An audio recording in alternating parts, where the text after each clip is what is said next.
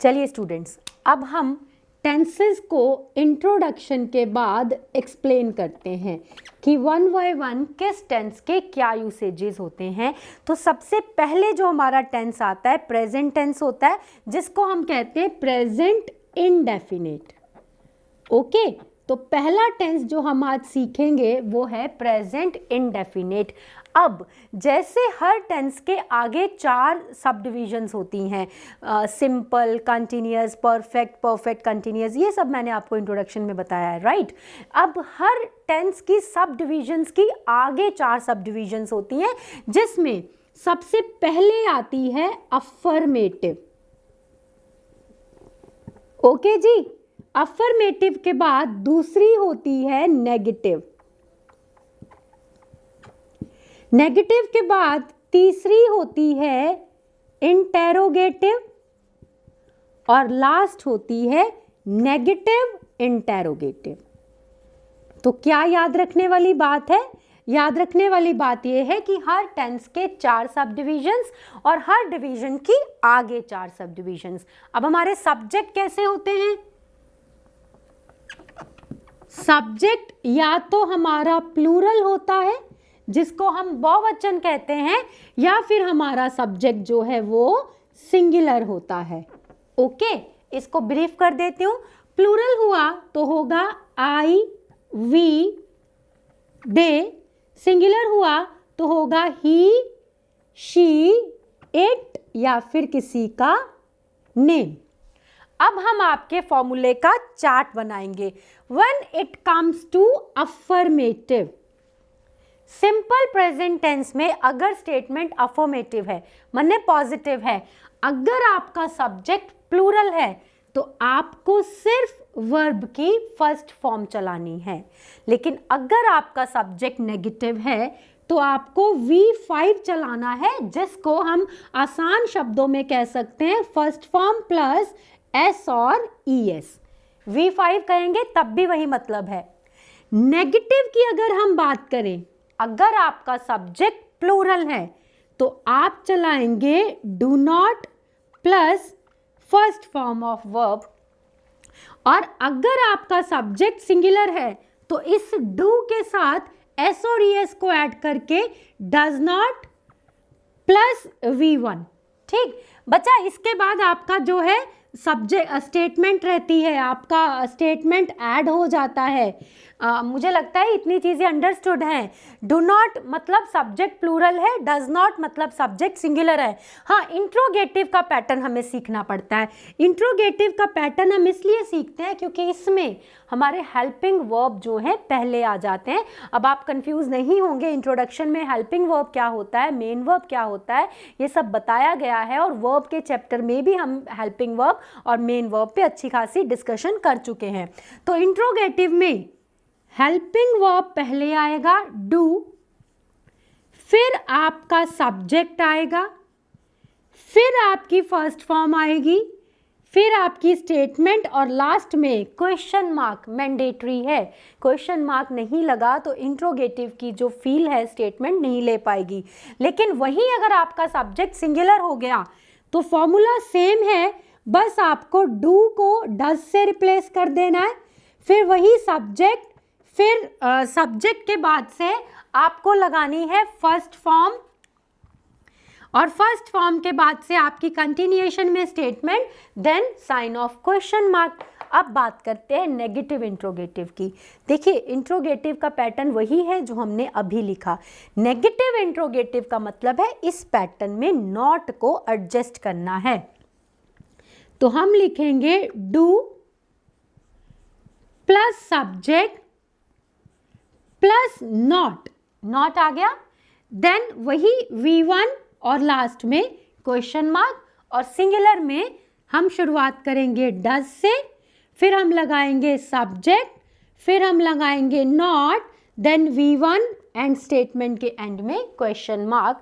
तो this is the table chart of your simple present tense, जिसमें आपको याद रखना है सिर्फ अफर्मेटिव या देखिए, अफर्मेटिव को लैंग्वेज पॉजिटिव भी कहती है।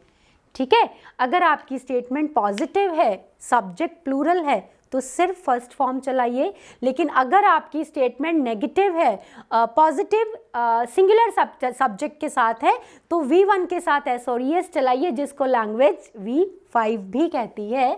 अगर आपकी स्टेटमेंट नेगेटिव है तो सब्जेक्ट प्लूरल है तो डू नॉट के साथ फर्स्ट फॉर्म, लेकिन सिंगुलर है तो डज नॉट के साथ। इस तरह इंट्रोगेटिव में सब्जेक्ट के पहले डू और सब्जेक्ट के पहले डज हेल्पिंग वर्ब का बिगिनिंग में होना इस चीज़ का इंडिकेशन होता है कि स्टेटमेंट इंट्रोगेटिव पैटर्न है, और लास्ट में आपका क्वेश्चन मार्क मैंडेटरी है। इसी नेगेटिव इंट्रोगेटिव को अगर नेगेटिव में डालना है तो अपने सब्जेक्ट और वर्ब के बीच में नॉट ऐड कर दीजिए। ये आपके प्रेजेंट इंडेफिनेट का चार्ट है कि आपको सब्जेक्ट को और वर्ब को कहाँ कहाँ रखना है और किस सब्जेक्ट के साथ किस वर्ब को डिनोट करना है। अब हम सीखते हैं प्रेजेंट यूज, जो सिंपल प्रेजेंट टेंस है, लैंग्वेज इसका यूज कहाँ कहाँ पे करती है। चलिए अब जब हम बात करते हैं यूसेज की, कि हमारा जो प्रेजेंट इंडेफिनेट है इसके यूसेजेस क्या क्या हैं, ये कहाँ कहाँ पे लैंग्वेज यूज कर सकती है, तो सबसे पहले ये कहाँ पे आता है, ये हैबिचुअल एक्शन में आता है। हैबिचुअल एक्शंस का मतलब होता है वो काम जो हमारी मंडेन लाइफ का हिस्सा होते हैं। मंडेन लाइफ का मतलब होता है जो हमारी रोज की जिंदगी है, जो काम हम रेगुलर अपनी लाइफ में रोज रोज करते हैं वो हमारी हैबिट्स बन जाते हैं। जैसे आप हर रोज अपनी पेपर की तैयारी के लिए फिक्स टाइम में पढ़ने बैठते हैं, मैं हर रोज अपने ऑफिस आती हूँ, मम्मी हर रोज सुबह हमारा ब्रेकफास्ट रेडी करती हैं, पापा हर रोज सुबह काम पे जाते हैं, तो ये हमारी लाइफ का हिस्सा बन चुके हैं। इस पे कोई क्वेश्चन नहीं होता कि आज मैं ब्रेकफास्ट ना बनाऊं तो, या मैं कहूं बॉस आज मैं ऑफिस ना आऊं तो। मेरे इस एक ना आने से कितना शेड्यूल चेंज हो जाएगा। आपके मम्मी के सुबह ब्रेकफास्ट ना बनाने से आपकी लाइफ पे कितना असर आएगा। आप स्कूल के लिए, कॉलेज के लिए, ऑफिस के लिए लेट हो जाएंगे। तो जो चीज़ें हमारी रोज़मर्रा की ज़िंदगी का हिस्सा होती हैं वो हमारे हैबिचुअल एक्शंस हो जाते हैं, जिनको लैंग्वेज सिंपल प्रेजेंट में लिखती है। जैसे माई मदर कुक्स फॉर अस, मेरी मम्मी हमारे लिए खाना बनाती हैं। अब वाई इधर कुक्स V1 के साथ SOS क्यों लगा है, क्यों, क्योंकि मदर जो है वो सिंगुलर है। इसी तरह they play hockey every evening, वो हर इवनिंग को हॉकी खेलते हैं, मतलब हर शाम को उन्होंने हॉकी खेलनी ही खेलनी है। तो हैबिट हो गई, उनकी आदत का हिस्सा हो गया, इसीलिए ये सिंपल प्रेजेंट में लिखा। और जो दे हैं वो प्लूरल है, इसीलिए इधर सिर्फ फर्स्ट फॉर्म चली। तो पहला एक्शन कौन सा, हैबिचुअल एक्शन। उसके बाद दूसरा एक्शन यूनिवर्सल ट्रुथ्स, जिनको हम सनातन सत्य कहते हैं, वो हमेशा सिंपल प्रेजेंट में लिखे जाते हैं। जैसे लाइफ इज नॉट, अच्छा इज नॉट में आपको थोड़ी दिक्कत जाएगी क्योंकि हमने अभी कंसेप्ट शुरुआत में ही पकड़ा है। ये मैं आपको समझा दूंगी कि life is not a best bed of roses, सनातन सत्य, लेकिन इज लगा हुआ है तो आपके मन में ये क्वेश्चन आ सकता है कि मैडम इज लग गया, सिंपल प्रेजेंट में तो इज नहीं होता। तो जब हम कंटिन्यूअस की तरफ बढ़ेंगे तब मैं इस पॉइंट को एक्सप्लेन कर दूंगी। अभी हम अपना फर्स्ट फॉर्म या फर्स्ट फॉर्म के साथ S और ES के पैटर्न को ही लेके चलते हैं। जैसे we needs air and water, we needs air and water। देखिए ये हमारी लाइफ का ज़रूरी हिस्सा है। अगर हमें हवा नहीं मिले हम तब भी मर जाएंगे, अगर हमें पानी ना मिले हम तब भी मर जाएंगे। खाने के बिना कुछ हद तक शायद हम सरवाइव कर जाएं, लेकिन पानी के बिना survival is next to impossible, क्योंकि हमारी बॉडी ही 70% वाटर से बनी है ना। तो वाटर रिटेंशन की प्रॉब्लम तभी होती है क्योंकि वो हमारी लाइफ का हिस्सा है। तो ये यूनिवर्सल फैक्ट हो गया ना, सनातन सत्य हो गया। इसको कोई चैलेंज नहीं कर सकता कि मैं बिना हवा के रह लूँगा या मैं बिना पानी के रह लूँगा। ठीक है, और एक लिख लेते हैं, honest always honesty always, honesty always get it's reward. ईमानदारी को हमेशा ही उसका रिवॉर्ड मिलता ही मिलता है, भले थोड़ी देर मिले, थोड़ी देर बाद मिले, लेकिन ईमानदारी को उसका जो एप्रिसिएशन है वो मिलके ही रहेगा। इसीलिए तो बोलते हैं honesty is the best policy. तो हमने दो चीज़ें सीखी हैं कि जो हमारी रोज़ की ज़िंदगी का हिस्सा बन जाते हैं वो एक्शन सिंपल प्रेजेंट में लिखे जाते हैं, और जो यूनिवर्सल ट्रुथ्स होते हैं, सनातन सत्य होते हैं, उनको हम सिंपल प्रेजेंट में लिखते हैं। अब इन दो यूसेजेस के बाद से स्टूडेंट्स आपको ये सारे यूसेजेस याद रखने हैं। जब हम पेपर के पॉइंट ऑफ व्यू से अगर बात करते हैं तो पेपर में एक तो आप पे बहुत ज़्यादा प्रेशर होता है, तो उस प्रेशर की वजह से छोटी छोटी बातें भी हमारे दिमाग से स्किप हो जाती हैं। तो टेंसेस को याद रखने का सबसे आसान तरीका है एवरी डे। आप जब भी कहीं बाहर जाते हो, घर में कोई काम कर रहे होते हो, छोटी मोटी चीज़ों में टेंस को अप्लाई करने की कोशिश किया करो। चलिए देखते हैं इसका तीसरा जो यूसेजेस है वो क्या है। इसका जो थर्ड यूसेजेस होता है वो होता है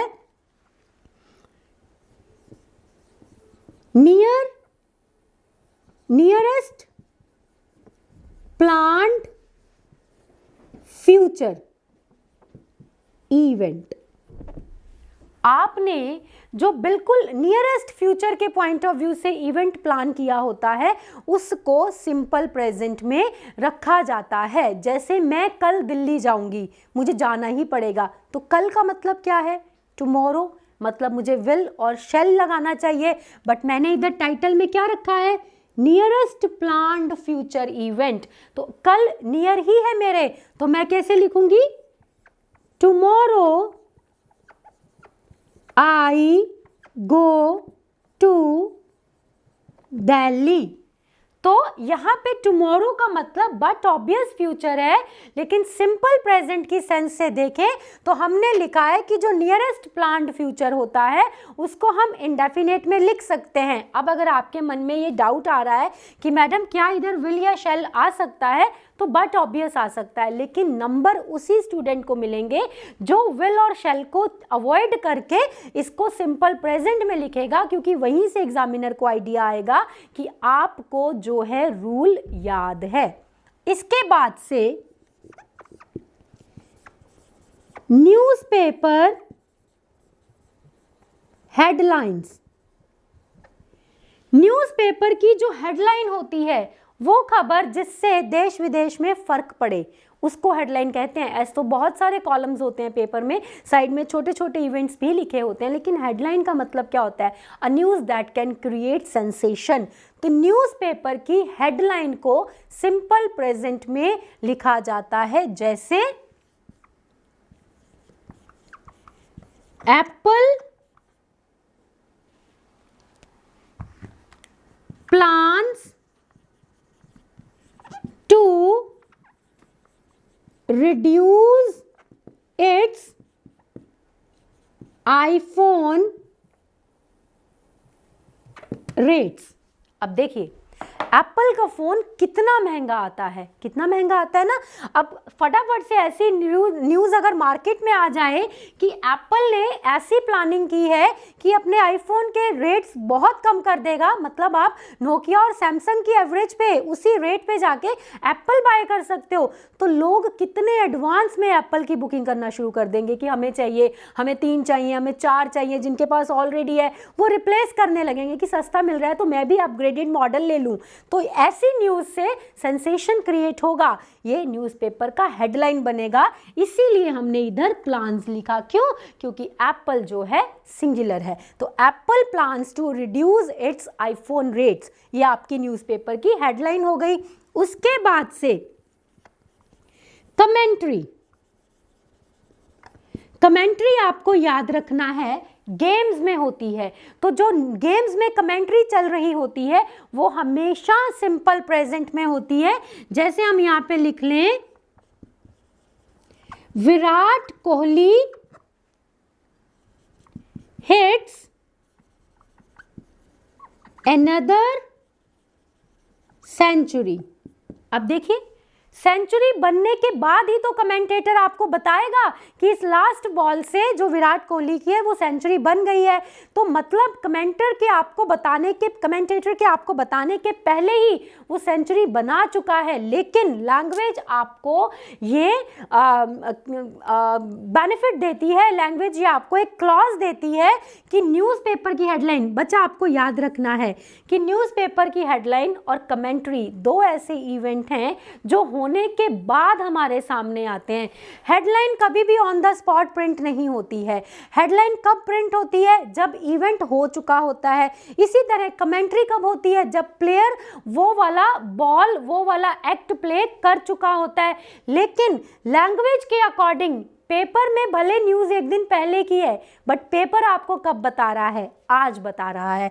इसी तरह भले वो बॉल पे सिक्सर मार चुका, इवेंट हो चुका, पर जो कमेंट्री कर रहा है उसने कब बताया? अभी बताया। तो अभी का मीनिंग क्या होता है? अभी का मीनिंग होता है सिंपल प्रेजेंट।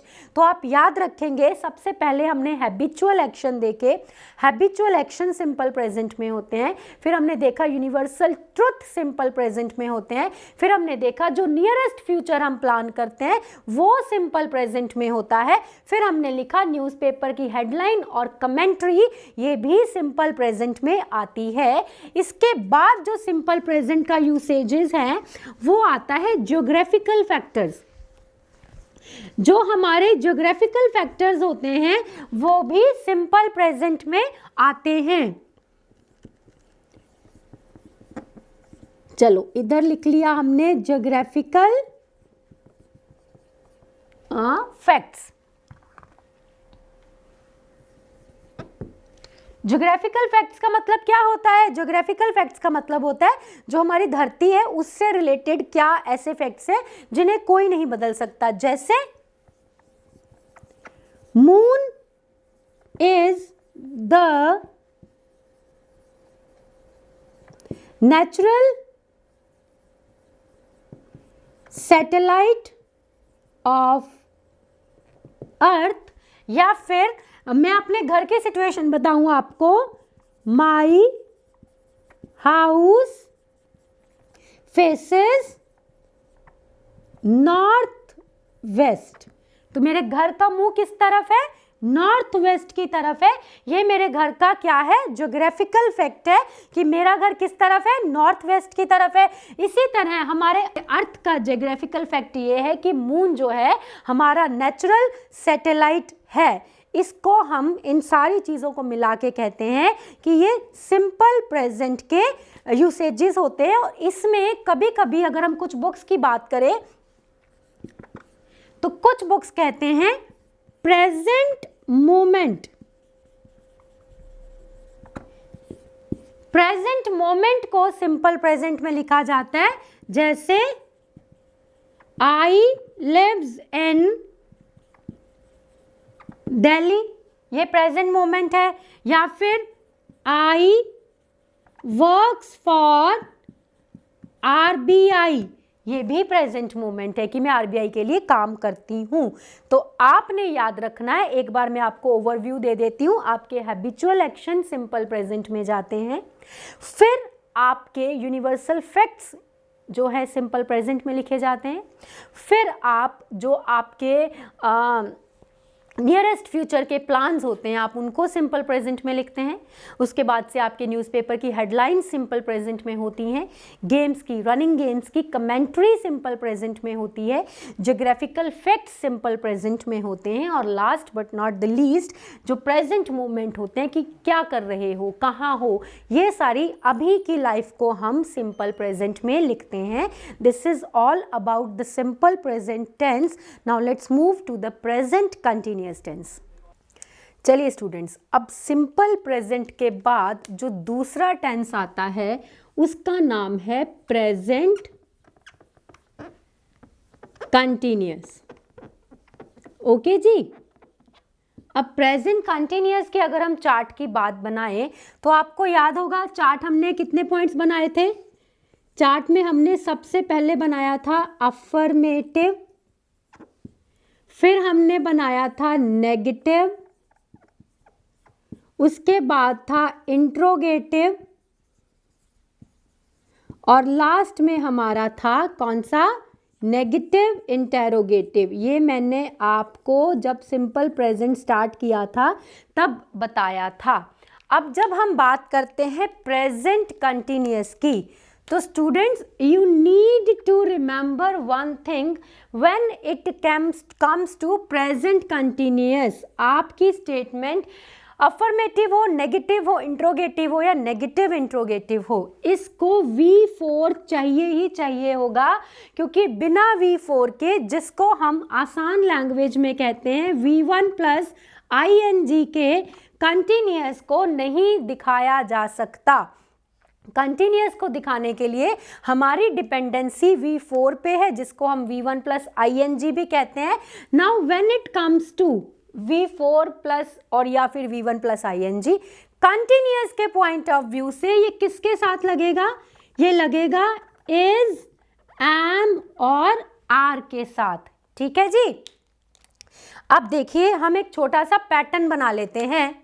अगर आपकी स्टेटमेंट पॉजिटिव है तो आपका फॉर्मूला रहेगा subject plus is plus V4 plus object. ठीक है, जैसे Sita is dancing in the class. Okay, now let's make it negative. अगर ये नेगेटिव है तो पैटर्न हो जाएगा subject plus is, am, are plus not plus V4 plus object. अब मैंने इज, एम, आर तीनों क्यों लिखे हैं, आप डिसाइड करेंगे आपका सब्जेक्ट सिंगुलर है, प्लूरल है कि आई है। जैसे हमारा सब्जेक्ट है आई, तो आई के साथ लगता है am. I am not going to Delhi, this is your negative pattern.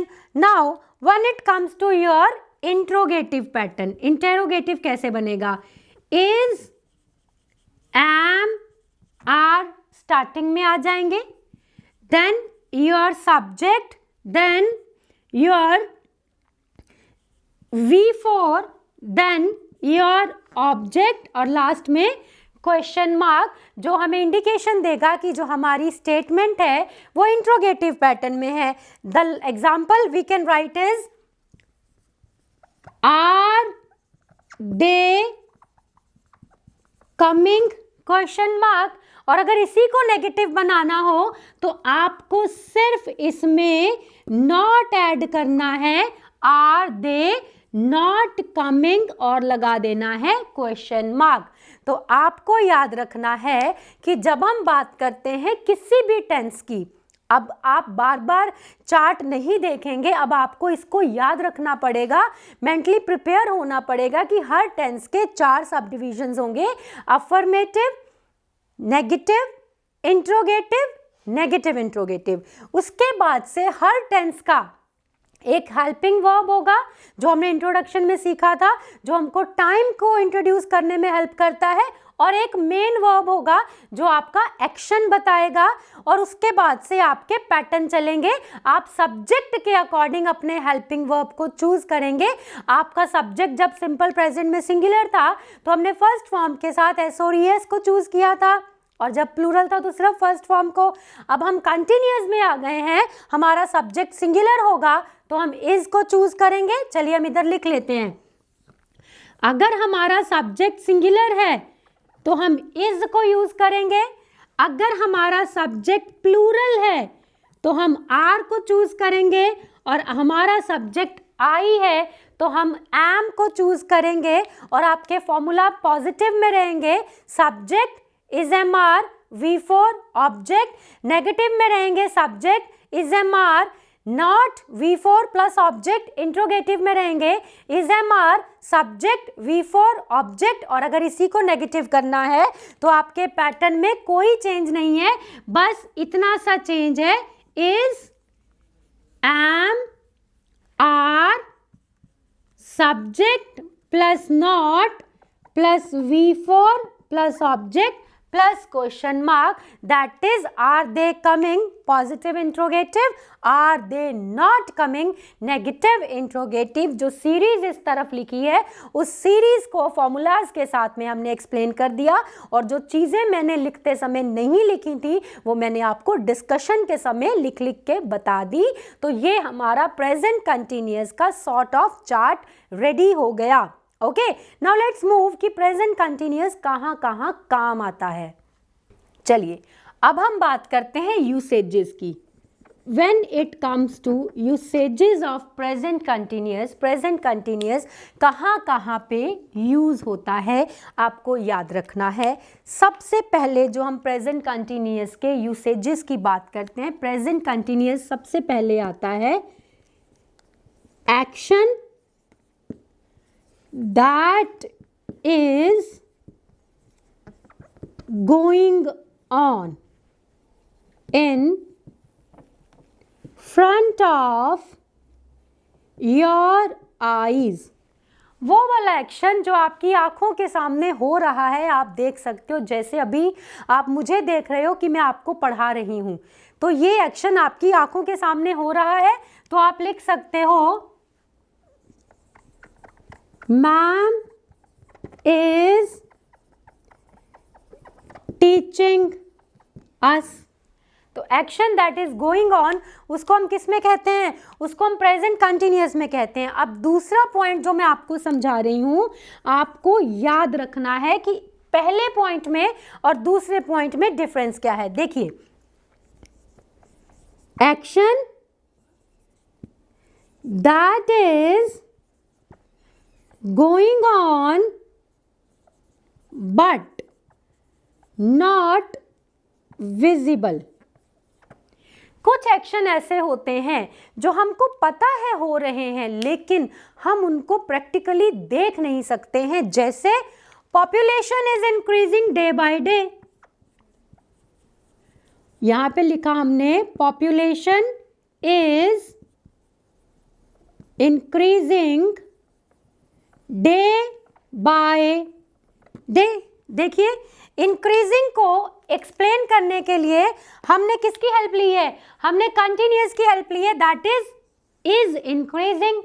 ये सही बात है, पॉपुलेशन हर पल बढ़ रही है। जैसे global warming is raising at every second, है ना। Temperature of earth is getting hotter and hotter at every second. तो ये सारे काम हो रहे हैं, पर हमें ना तो ग्लोबल वार्मिंग दिखती है आंखों से, ना तो हमें टेम्परेचर दिखता है, ना तो हम एवरी सेकेंड पॉपुलेशन को बढ़ते हुए देख सकते हैं, लेकिन हमको पता है ये एक्शन हो रहे हैं। तो आपको याद रखना है, जो एक्शन आपकी आंखों के सामने हो रहा है वो तो कंटिन्यू है ही है। ऐसे एक्शन जो आपको पता है ऑन गोइंग है बट हम प्रैक्टिकली उनको देख नहीं सकते, वो भी प्रेजेंट कंटिन्यूअस में ही आते हैं। उसके बाद से नंबर 3 में आप याद रखोगे करंट ट्रेंड्स। ट्रेंड्स का मतलब fashion, what is going on in the market. यहाँ फैशन का मतलब कपड़ों से नहीं है, यहाँ ट्रेंड का मतलब है कि जो बाहर की दुनिया है, जो आपकी सोसाइटी है, जो आपका सराउंडिंग्स है, जो आपका इन्वायरमेंट है, वहाँ का माहौल कैसा है। जैसे हमारा करंट ट्रेंड क्या कहता है, voters are getting vigilant now days.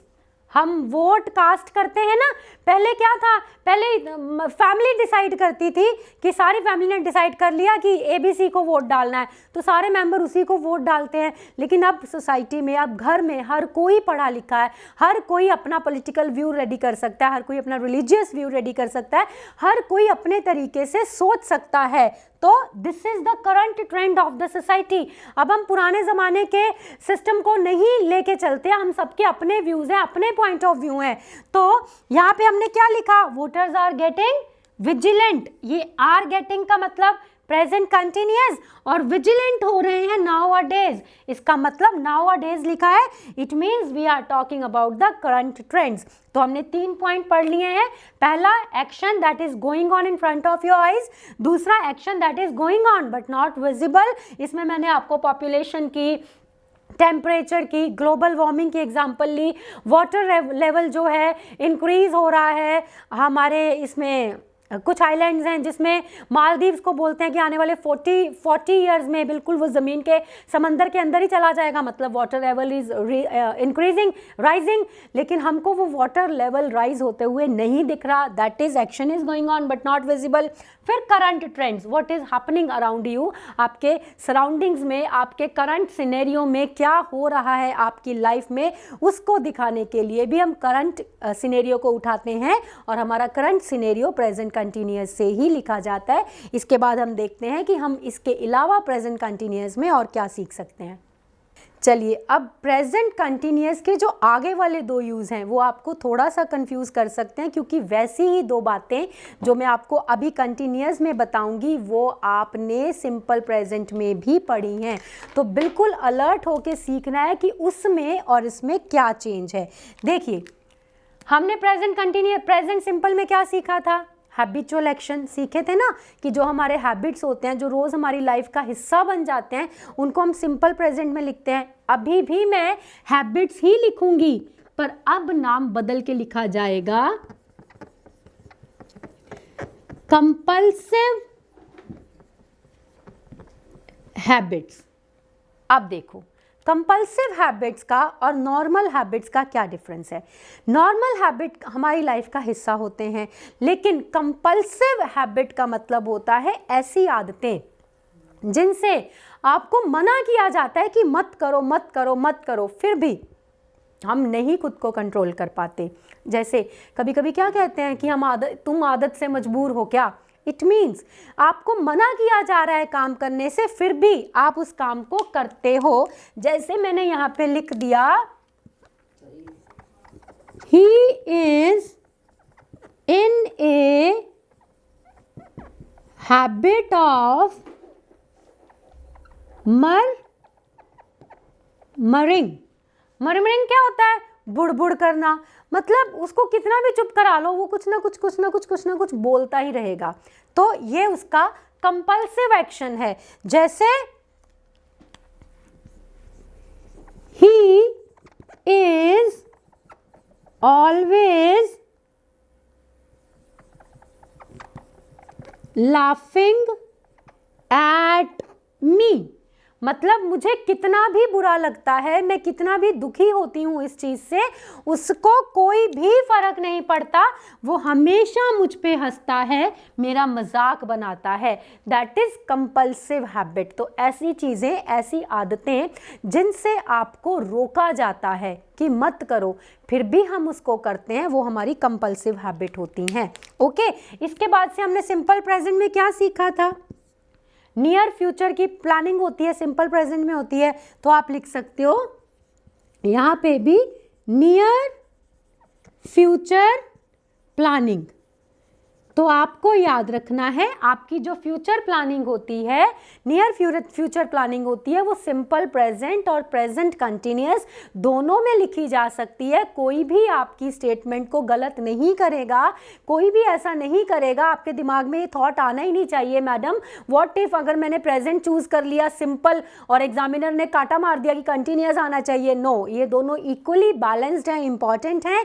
आप दोनों में से किसी को भी लेके चलें, आपकी स्टेटमेंट को कोई गलत नहीं करेगा। जैसे मैंने एग्जाम्पल लिखा, टुमारो आई एम गोइंग